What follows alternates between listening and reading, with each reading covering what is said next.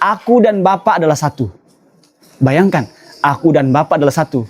Bingung, pusing. Ketika Yesus dibawa ke tempat untuk ke Bait Allah untuk hari pentahiran di khitan.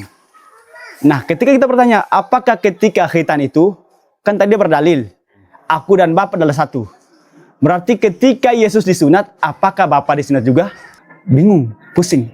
Satu tuh berarti ketika Yesus dipotong disunat, maka Bapa juga ikut disunat. Kemudian, kan di situ dikatakan, Yesus diserahkan kepada Tuhan. Yesus diserahkan kepada Tuhan.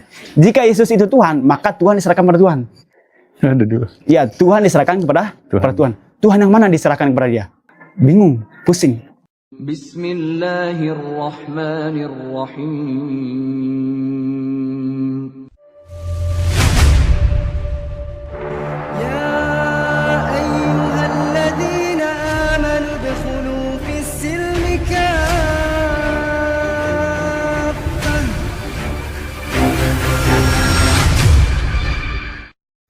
Bismillah. Assalamualaikum warahmatullahi wabarakatuh.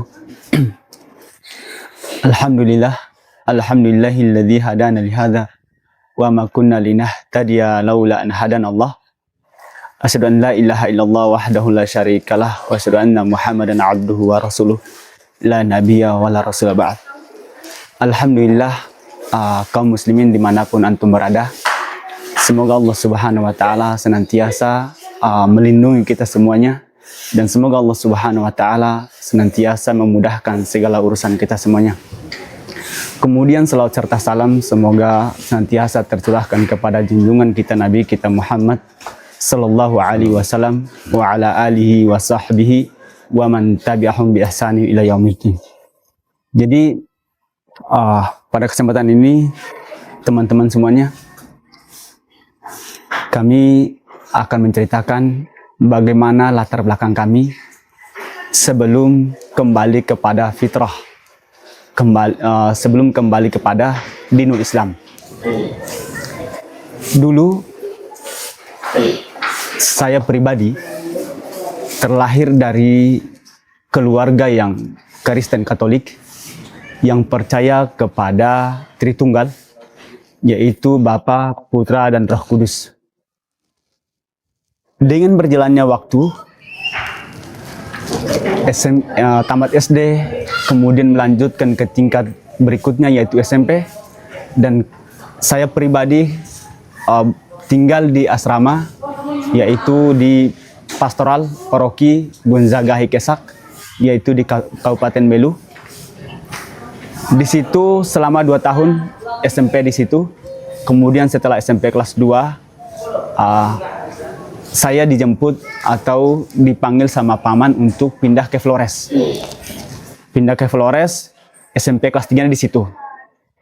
Nah, disitulah kami bercampur antara Islam dan Kristen, dan Katolik maupun yang Protestan. Dari situ kami mulai sering-sering. Kemudian, dan paling yang mengejutkan pikiran dan hati saya itu ketika hendak menyentuh wanita. Ketika hendak menyentuh wanita, ternyata akhwat itu, wanita itu mengatakan kami tidak layak untuk disentuh oleh laki-laki. Maka dari situ saya berpikir, lah kenapa? Kan kita manusia, sama-sama ciptaan Tuhan. Kenapa harus dipisahkan? Kenapa harus tidak disetarakan? Maka dari situ saya berpikir, kemudian kita merenung, kemudian kita bertanya, kenapa seperti itu? Kemudian wanita itu menjawab, yang lain wanita-wanita atau teman-teman yang Islam itu menjawab, bahkan yang laki-laki pun menjawab, bahwasanya dalam Islam itu laki-laki dan perempuan tidak boleh bersentuhan kecuali saudaranya atau adik kakak. Kalau bukan adik atau bukan keluarganya tidak boleh disentuh. Seperti itu. Maka dari situ kita berpikir. Kemudian yang kedua, yang menjadi motivasi besar membuat saya kembali kepada fitrah adalah ketika hari raya Idul Fitri. Ketika hari raya Idul Fitri itu ada namanya perlombaan. Kalau di Flores itu ada perlombaan. Perlombaan seperti qasidah, pidato bahasa Arab maupun pidato bahasa Indonesia. Yang menjadi motivasi terbesar itu adalah ada anak kecil yang bagaimana dia mengungkapkan bahasa Arabnya itu, bahasa Arab itu dengan fasih, dengan lantang, tanpa ada keraguan, tanpa ada ketakutan. Maka dari situ saya berpikir, saya pasti bisa suatu saat seperti itu. Maka udah mulai tertarik dengan keislaman. Besoknya, setelah selesai dari situ, besoknya yang menjadi saksi itu yang tadi, sepupu tadi. Itu kami praktekkan sholat di depan kaca. Itu menjadi saksi dia. Mungkin cuma satu kali, satu rakaat, kata saya udah pusing, nggak usah lanjut. Dari situ saya berpikir, saya sampaikan kepada paman, saya ingin masuk Islam. Saya ingin masuk Islam. Maka kata paman, apakah ini udah fix nih? Udah final belum? Kata saya, ya udah, kasih saya waktu untuk 2 minggu. Kasih 2 minggu, waktu 2 minggu untuk berpikir kembali. Maka setelah 2 pekan kemudian, maka saya tentukan, insya Allah saya fix masuk Islam. Dari situ udah, kata paman, ya udah kita carikan kamu harus pondok di luar NTT. Maka ya udah, pokoknya saya harus masuk pondok dan belajar Islam. Alhamdulillah kita ketemu orang Flores juga, namanya Ustadz Misbah. Sekarang pondoknya di sini juga. Akhirnya dia yang membiayakan kita ke sini. Kemudian dibawa ke sini sama beliau. Dulu ini belum ada nih. Ini masih kosong. Kita angkatan pertama. Masya Allah. Kita angkatan pertama itu hanya 7 orang. 7 orang. Dan di situ nggak ada lantai 2, cuma lantai 1. Kita tidur di bawah. Saya belum sunat pada waktu itu. Belum sunat. Kemudian berjalan 2 hari, 3 hari, saya sunat di dekat sini, di Ciseeng, sunat di situ. Itu memang merasakan kesakitan ya. Begitulah, namanya sudah besar, umur 17 tahun. Ya, baru sunat. Iya, umur 17 tahun, SMA kelas 1. Jadi sunat di situ, kemudian kita mengambil sertifikat surat mualaf di Pamulang. Saya lupa nama masjidnya sekarang. Nah, yang memotivasi saya itu. Yang pertama, masalah menyentuh wanita. Yang kedua, anak kecil yang menyampaikan pidato di muka umum dengan bahasa Arab. Itu yang membuat saya itu berpikir. Kemudian di sini saya belajar, di sini kita belajar, tapi belajar nggak terlalu itu karena kita sekolah di luar. Saya di SMK Yapia Parung, lulusan di situ. Kemudian 3 tahun kita belajar di sini. 4 bulan kemudian saya bisa baca, selesaikan Iqra, bisa baca Al-Quran, walaupun dengan terbata-bata. Ya.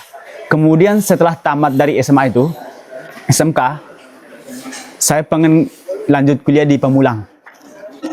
Di Pamulang, tapi pada waktu itu karena ada hal yang harus diselesaikan, yaitu kata Abi, antum mau pilih di Jember, tempat Ustaz Syafiq, atau di Cilacap. Di Cilacap itu, antum ke sana nanti ada guru bahasa Arab ke sini. Jadi tukaran, kita tukaran. Oh ya udah, kalau gitu saya ke sana aja.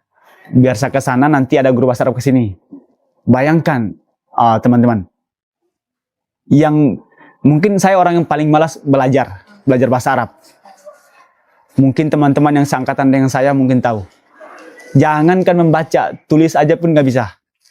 Tapi ketika lulus SMK, mau tidak mau kita harus belajar bahasa Arab di Cilacap. Sampai di sana bertemu dengan lingkungan yang Masya Allah, bahasa Arab semua setiap hari, nggak ada bahasa Indonesia. Bangun, dari tidur sampai bangun lagi itu, dari bangun sampai tidur lagi, pagi sampai malam lagi, sampai pagi lagi itu pakai bahasa Arab. Jadi selama sebulan itu merenung, nangis ada. Pokoknya harus berusaha apapun yang terjadi. Dari situ setahun di Cilacap, pengen melanjutkan ke Madinah.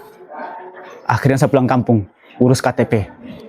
Urus KTP di sana selama 2 pekan nggak selesai, ditahan. Wallahualam, mungkin mereka sengaja atau enggak tahu. Yang jelas nggak keluar KTP selama sebulan itu. Akhirnya terpaksa saya kembali ke Parung, ke tempat Asyifa. Setengah tahun cuman nggak lanjut kuliah, cuman berdiam di sini. Kayaknya nggak bakal maju seperti ini. Akhirnya saya cari di internet mahat yang gratis. Akhirnya saya dapatlah di Bogor. Ada sekolah di situ. Saya daftar di situ. Alhamdulillah diterima. Kemudian saya kuliah selama 2 tahun. Alhamdulillah udah selesai. Kemudian saya lulus tahun 2018. Lulus kuliah D2. Selesai. Kemudian lanjut kuliah S1-nya di Jakarta. Stay Indo. Nah itu. Kemudian sampai sekarang saya masih mengajar di Bogor, di Ciapus. Saya nggak bisa sebutkan itu ya.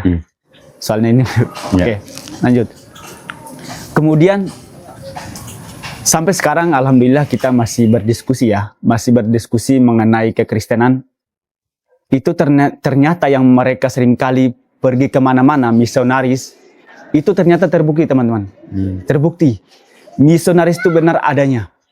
Mereka kemana-mana pasti selalu mengenalkan bahwasanya Yesus itu Tuhan. Kemudian mereka mengatakan Yesus Tuhan. Yesus seringkali mengajarkan kasih. Kemudian mereka mengatakan kuncinya yang satu, Yesus. Karena kata Yesus, akulah jalan kebenaran dan hidup. Tidak ada seorang pun yang sampai kepada Bapa kecuali melalui aku. Nah, tapi mereka lupa teman-teman ya, mereka lupa. Padahal Yesus sampai mengatakan kepada wanita Samaria atau wanita Kanaan itu mengatakan guguk. Ketika wanita itu meminta Yesus untuk menyembuhkan anaknya. Maka Yesus mengatakan, aku hanya diutus untuk domba-domba yang hilang dari umat Israel. Jadi Yesus itu hanya utusan dan sebatas kepada kaum Israel. Beda dengan Nabi Muhammad SAW. Kata Nabi Muhammad, kata Allah Subhanahu wa taala dalam Al-Qur'an, "Wa ma arsalnaka illa rahmatan lil alamin." Tidaklah aku mengutusmu wahai Muhammad kecuali untuk semesta alam. Nah, jadi jelas. Kemudian mereka mengatakan di kekristenan itu ada yang namanya jamin masuk surga. Karena sudah ada yang pergi ke surga. Siapa? Yesus. Yesus sudah pergi ke surga, duduk di sebelah kanan Bapa, sudah. Maka di Islam nggak ada yang duduk di sebelah kanan Bapa, nggak ada. Tapi mereka lupa. Ternyata sebelum adanya Yesus sudah ada yang pergi ke surga. Siapa dia? Henok dan Elia. Henok dan Elia pergi ke surga tanpa melalui Yesus. Kan tadi dia bilang, tidak ada seorang pun sampai kepada Bapa kecuali melalui aku atau Yesus. Kalau mereka menggunakan itu maka mereka keliru. Karena sebelum datangnya Yesus sudah ada Elia dan Henok yang pergi ke surga. Kemudian Islam gampang, Islam menjawab hal itu gampang sekali. Kata Allah Subhanahu wa taala dalam surat Al-Ankabut ayat 58, kata Allah Subhanahu wa taala, Allah Subhanahu wa taala firman, "Walladzina amanu wa 'amilus shalihat lanubawwi'annahum minal jannati ghurafa hatta tajri tajri min tahtihal anhar khalidina fiha ni'ma ajrul 'amilin." Kata Allah Subhanahu wa taala, dan orang-orang yang beriman dan mengerjakan amal-amal yang soleh, sesungguhnya akan kami tempatkan di tempat yang tinggi, kata Allah, yaitu surga. Kemudian kata Allah, dalam surga itu mengalir sungai-sungai, di bawahnya mereka kekal dalamnya. Jadi jaminan orang Islam masuk surga itu jelas melakukan amal soleh kepada Allah Subhanahu wa taala, kemudian beribadah kepada Allah Subhanahu wa taala, maka jaminannya surga. Kemudian kata Nabi Muhammad sallallahu alaihi wasallam, kullu ummati yadkhulunal jannah. Setiap umatku akan masuk ke dalam surga. Illa man ya'abah atau illa man abah. Kecuali mereka yang enggan masuk ke dalam surga. Kemudian bertanyalah para sahabat, man ya'abah ya Rasulullah? Siapa yang enggan itu? Kemudian kata Rasulullah, man atau ani dakhalal jannah wa man asawani dakhalan nar.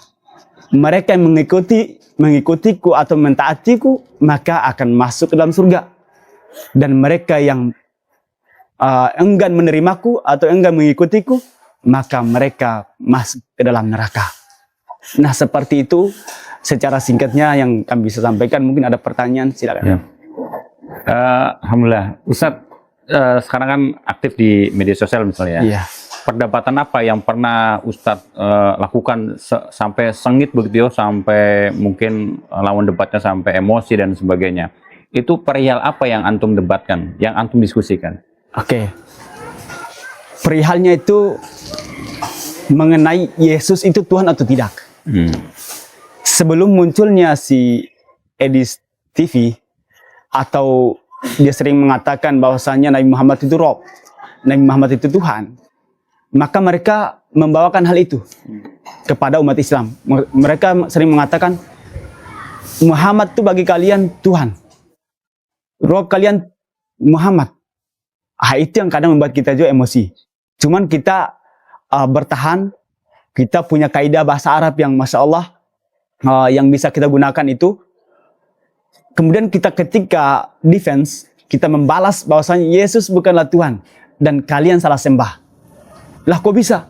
Ya. Kita bertanya, kamu siapa Tuhan kamu? Yesus. Siapa Tuhannya Yesus?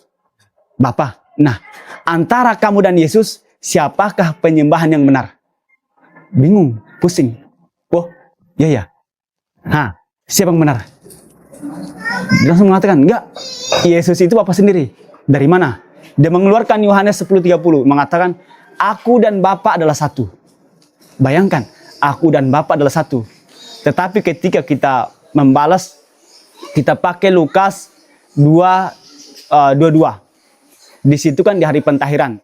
Ketika Yesus dibawa ke tempat untuk ke bait Allah untuk hari pentahiran di khitan. Nah, ketika kita bertanya, apakah ketika khitan itu, kan tadi dia berdalil, aku dan Bapa adalah satu. Berarti ketika Yesus disunat, apakah Bapa disunat juga? Pasti akan nyeleneh. Pasti akan mengatakan, oh itu kan kemanusiaannya, itu bukan rohnya.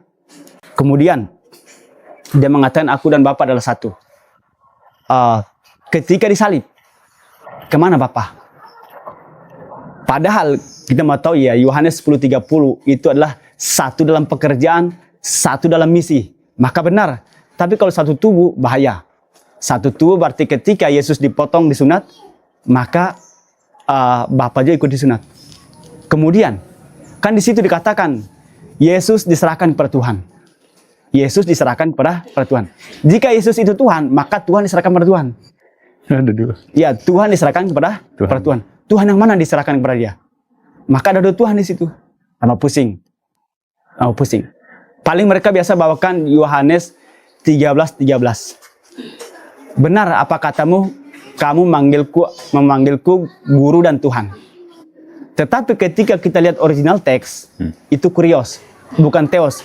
Kalau kurios itu Tuhan. Kalau theos itu Tuhan. Benar. Tapi kalau kurios, Tuhan. Seperti halnya dengan kita pakai bahasa Arab. Antum tad'unani mu'alliman wa sayyidan. Kamu memanggilku guru dan Tuhan. Maka Nabi Muhammad itu tidak pernah kita sematkan sebagai Rob. Kita sematkan sebagai Sayyid. Karena memang bukan Rob. Rob itu ketika kata Rob itu berdiri sendiri, maka hanya layak disematkan kepada Allah Subhanahu wa taala.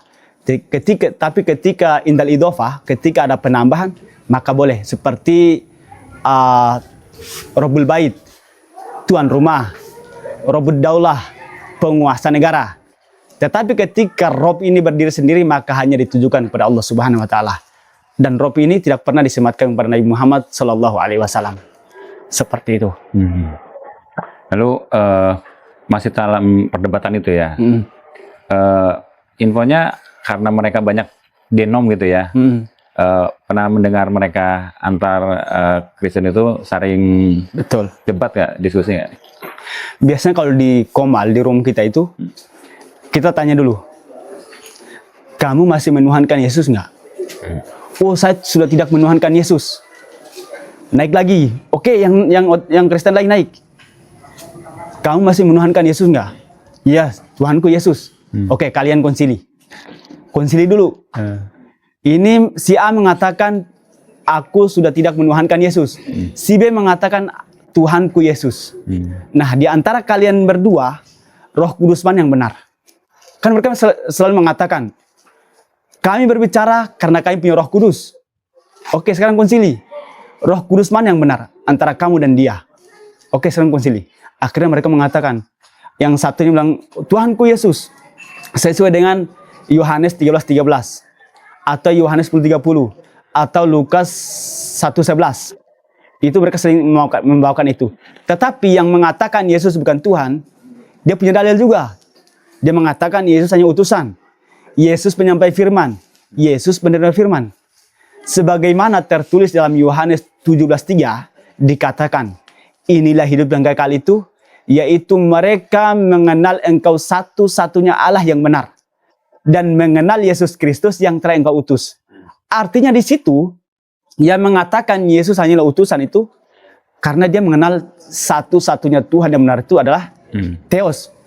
Kalau kita umat Islam jangan sampai mengatakan Allah karena Allah itu generic proper name bagi umat Islam. Kalau mereka mengatakan itu generic name atau gelar, kalau kita enggak. Jadi mereka mengatakan Yesus hanya utusan itu karena menganggap hanya Theos satu-satunya. Kemudian yang kedua atau Elohim. Hanya Elohim yang satu-satunya pencipta langit dan bumi, dan Yesus sebagai penerima firman atau sebagai utusan. Kemudian punya dalil juga dia. Di dalam Yohanes 17:8 itu jelas. Yohanes 17:8. Di situ dikatakan, sebab segala firman yang kau sampaikan kepadaku telah kusampaikan kepada mereka. Dan mereka benar-benar telah menerimanya. Artinya jelas di situ. Yesus menerima firman dan menyampaikan firman. Kepada siapa? Kepada murid-muridnya. Kemudian itu jelas. Kemudian mereka seringkali mengatakan gini. Kita seringkali kadang membawakan tema atau membuat tema itu gini. Oten apakah kasih Oten hanya slogan atau Oten mengajarkan kebencian? Ada. Di dalam Lukas 14:26 itu ada. Syarat untuk mengikuti Yesus itu harus membenci ayah, membenci ibu, membenci adik perempuan, pokoknya keluarga itu harus membenci. Itu syarat. Alasannya apa? Syaratnya itu. Gitu. Syarat untuk menjadi muridku, kata Yesus. Pertama, membenci ayah, membenci ibu, membenci adik-adik perempuan, saudara-saudara perempuan, saudara laki-laki. Pokoknya keluarga kita dibenci. Bahkan Yesus mengatakan gini, aku datang bukan untuk membawa damai, melainkan aku datang membawa pedang. Bukan membawa damai, membawa pedang. Memisahkan kalian, memisahkan keluarganya. 5 keluarga yang dipisahkan. Ayahnya pisah dari istri, anak pisah dari keluarganya. Jadi membawa pemisahan, bukan membawa damai. Kata Yesus seperti itu. Mereka akan selalu menjawab bahwasanya itu hanyalah alegoris. Itu hanya perumpamaan. Padahal jelas-jelas di situ tertulis. Jadi begitulah mereka untuk menutupi kebohongan, menutupi kesalahan yang ada, mereka berani memutarbalikkan kata. Kemudian masalah kata Tuhan, kita kembali kata Tuhan. Dalam kamus KBBI, Kamus Besar Bahasa Indonesia, itu jelas Tuhan itu adalah entitas yang tertinggi, Maha Kuasa, Maha Pencipta, Maha Perkasa. Salah satu di situ adalah Maha Pencipta. Maka jelas di dalam Matius 11:25, Yesus berdoa di situ. Yesus bersyukur. Kata Yesus, aku bersyukur kepada Bapa, Tuhan langit dan bumi. Yesus bersyukur kepada Bapa, Tuhan langit dan bumi. Jadi jelas, Yesus sebagai hamba. Bahkan dalam perikop Alkitab itu ada di Matius berapa saya lupa. Itu dikatakan Yesus hamba Tuhan. Dalam perikopnya itu judulnya itu Yesus hamba Tuhan. Dan itu jelas. Kita tunjukkan data-data itu, mereka akan menyangkalnya. Kecuali mereka yang mau mencari kebenaran, dan alhamdulillah mereka kembali kepada Islam. Dan banyak saudara-saudara kita yang awalnya terpengaruh, kemudian naik ke room kita, naik ke komal kita sampaikan bahwasanya yang kalian pilih, yang kalian imani itu ternyata tidak sesuai dengan fakta. kalian menyelisihi Yesus. Yesus tidak pernah mengatakan, akulah Tuhan, sembahlah aku. Beda dengan Islam. Allah Subhanahu wa taala firman dalam surat Toha ayat 14 dikatakan, innani anallah la ilaha illa ana fa'buduni wa aqimis sholata li dzikri. Innani anallah, sesungguh aku Allah. La ilaha illa ana, tidak ada sesembahan kecuali aku. Kemudian fa'buduni, sembahlah aku, wa aqimis sholata li dzikri, dan dirikanlah salat untuk mengingatku. Ketika kita tanyakan, di mana Yesus pernah mengaku bahwasanya akulah Tuhan, sembahlah aku, mereka pasti akan bingung. Oh, nggak ada itu seperti itu, karena Tuhan kami tidak mengemis-emis. Tuhan kami bukan pengemis untuk menjadi Tuhan. Loh, di dalam perjanjian lama ada Tuhan yang Musa mengatakan seperti itu, akulah Tuhan, sembahlah aku, ada di dalam perjanjian lama. Jadi jelas, ketika kita bertanya, adakah orang Yahudi atau orang-orang yang di zamannya Musa beriman atau menyembah kepada dua tunggal, atau Tuhannya dua tapi satu? Ada nggak yang menyembah roh kemudian menyembah Bapa? Kan sekarang ditambahkan satu lagi, Bapa, jadi tiga. Ada nggak orang Yahudi yang menyembah itu? Atau adakah orang Yahudi menyembah roh? Nggak ada. Orang Yahudi tidak pernah mengaku Tuhan mereka itu roh. Tetapi kita selalu lihat di dalam kitab mereka, Bible orang Kristen, itu selalu ada bahwasanya Bapa itu adalah roh. Padahal roh itu ciptaan Tuhan. Namanya ciptaan Tuhan itu tidak sama dengan Tuhan. Makanya dalam Al-Quran itu dikatakan laisa kamitslihi syai'. Tidak ada yang serupa dengan dia. Siapa dia? Allah Subhanahu wa taala. Jadi jelas, Islam punya konsep ketuhanan yang jelas. Qul huwallahu ahad. Katakan Allah itu ahad. Allah itu satu. Tidak ada yang setara dengan Allah Subhanahu wa taala. Dan Allah tidak beranak dan tidak diperanakan. Kalau mereka mengatakan Tuhan itu beranak, maka bukanlah menyembah Tuhan yang benar. Seperti itu. Mungkin ada pertanyaan lagi, silakan. Ya, Ustaz.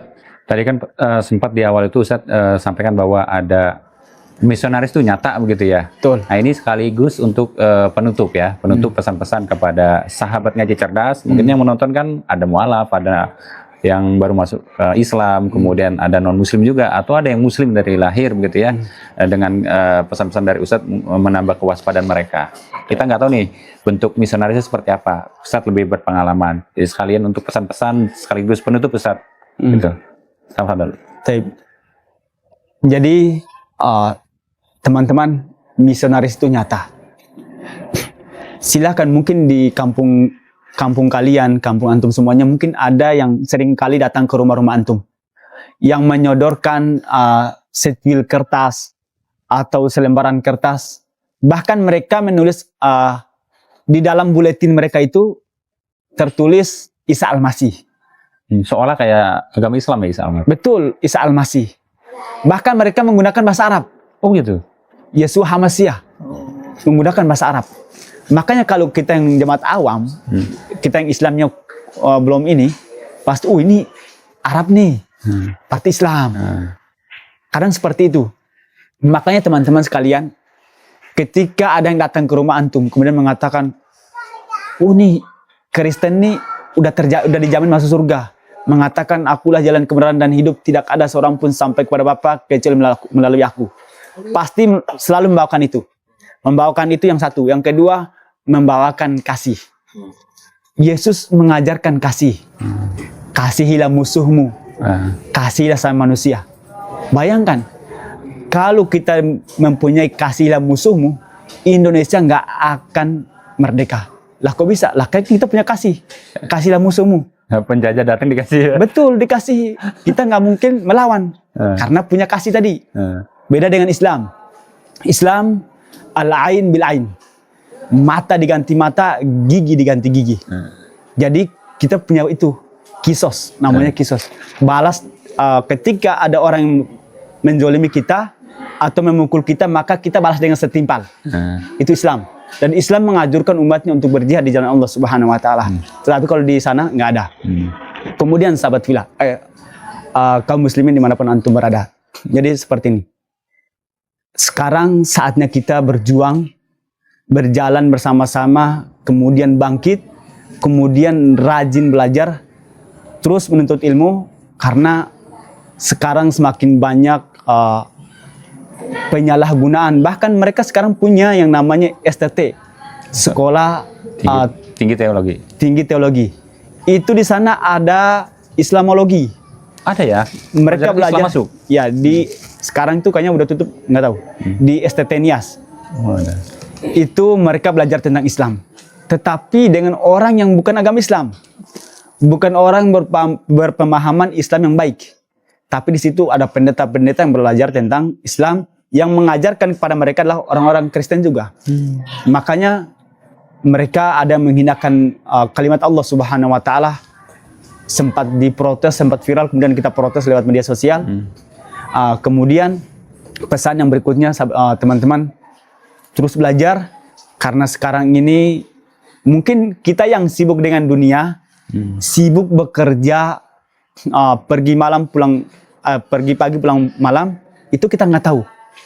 Ternyata pergejolakan di media sosial itu ternyata terus Masif. banyak teman, ya secara masif. Teman-teman kita yang walaupun ada yang ustadz yang berpemahaman bahasa Arab. Saya terakhir kemarin 3 hari yang lalu kalau nggak salah, saya diskusi sama orang yang bisa bahasa Arab, fasih bahasa Arab, lancar baca Al-Quran.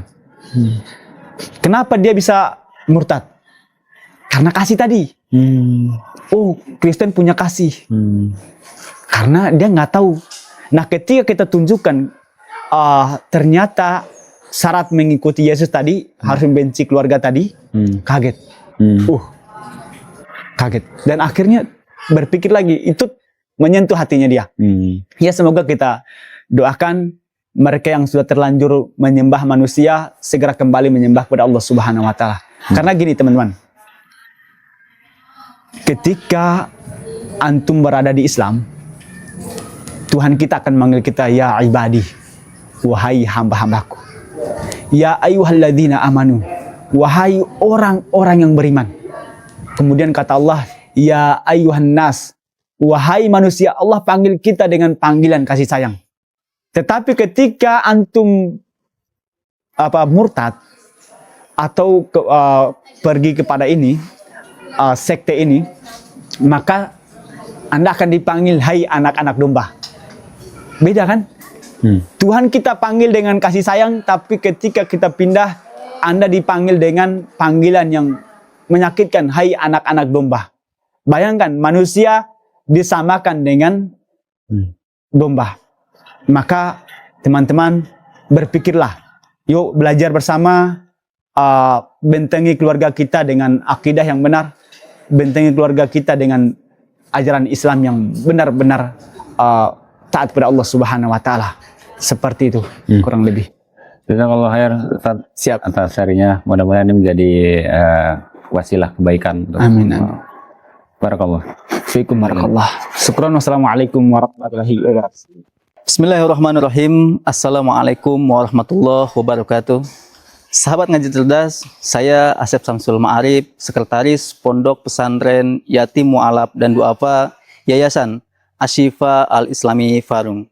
Pondok kami didirikan oleh Ustadz Usman. Beliau adalah sosok mu'alaf yang peduli terhadap pendidikan Islam, yang sampai saat ini beliau istiqomah untuk membantu para santri yatim mu'alaf dan du'afa. Pondok kami saat ini para santrinya berasal dari berbagai daerah, terkhususnya ada juga dari daerah Nusa Tenggara Timur. Bahkan setiap tahunnya kami menerima para mu'alaf dari Nusa Tenggara Timur untuk menimba ilmu, memperkuat iman, tauhid di pondok pesantren kami. Pondok pesantren kami sampai saat ini memberikan mereka fasilitas, terkhususnya pendidikan yang gratis, pendidikan formal maupun non-formal, makan, bahkan fasilitas mereka sampai saat ini kami terus berjuang untuk memberikan fasilitas yang terbaik untuk mereka. Perjuangan kami saat ini tidak mudah, maka dari itu kami membutuhkan bantuan dari kaum muslimin wa muslimat, muhsinin dan muhsinat untuk ikut andil dalam perjuangan ini. Mudah-mudahan Allah Subhanahu wa taala mempermudah kami. Kami terus berusaha untuk memberikan fasilitas untuk para santri, yatim, mu'alaf dan duafa yang saat ini terkhususnya yang sangat mendesak. Kami saat ini sedang membutuhkan kamar mandi, WC, asrama dan ruang kelas seperti di belakang saya ini. Maka dari itu, kami sangat membutuh bantuan dari para kaum muhsinin, muhsinat, kaum muslimin wa muslimat, muhsinin dan muhsinat untuk ikut andil dalam perjuangan ini. Maka dari itu, sekali lagi saya berharap sepenuhnya mudah-mudahan Allah Subhanahu wa taala mempermudahnya. Bagi Bapak Ibu yang berkontribusi dalam perjuangan ini, kami mendoakan mudah-mudahan Bapak Ibu disehatkan, dilapangkan rezekinya, dan dimudahkan segala urusannya, dan mudah-mudahan Allah SWT memberikan keberkahan dalam hidupnya. Amin ya Rabbal Alamin. Maka dari itu, bagi Bapak Ibu yang ingin berpartisipasi, silahkan bisa melalui rekening di bawah ini. Terima kasih. Wassalamualaikum warahmatullahi wabarakatuh.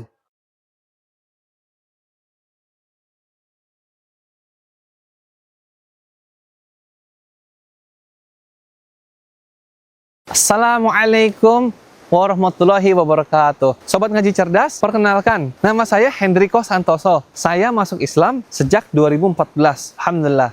Sobat Ngaji Cerdas, sudahkah Anda merencanakan kurban terbaik Anda tahun ini? Kurban bukan sekedar menyembelih, tetapi untuk menebarkan manfaat dan menguatkan akidah. Namun, tahukah Anda, banyak teman-teman saudara kita yang berada di wilayah pedalaman itu sangat rawan sekali akidah dan rawan pemurtatan, yang mana mereka sangat jarang sekali menikmati nikmatnya daging kurban. Di sana, kurban bukan sekedar makanan santapan, tetapi menjadi benteng akidah dan harapan baru bagi mereka semuanya. Inilah saatnya bergabung dalam program bersama saya dalam program Tebar Kurban bersama Ngaji Cerdas. Kami hadirkan kemudahan bagi Anda semuanya Bapak Ibu sekalian. Cukup dengan 1,9 juta rupiah, Anda sudah bisa berkurban dengan kambing yang terbaik. Kurban Anda akan disalurkan pada saudara-saudara kita di Cianjur, Banyumas, Salatiga, dan Gunung Kidul. Bayangkan, senyum mereka adalah pahala yang tak terhingga yang akan mengalir untuk Anda semua. Tunggu apa lagi? Jangan tunda niat baik Anda. Segera hubungi nomor yang tertera di bawah ini. Tim Ngaji Cerdas siap membantu proses kurban Anda dari awal hingga akhir laporan, atau langsung transfer ke rekening resmi Ngaji Cerdas. Di sini ya teman-teman semua. Dan jangan lupa untuk konfirmasi. Jadikan kurban tahun ini sebagai kurban terbaik Anda. Kurban yang menjadi benteng akidah untuk saudara kita. Wabillahi taufik wal hidayah. Wassalamualaikum warahmatullahi wabarakatuh.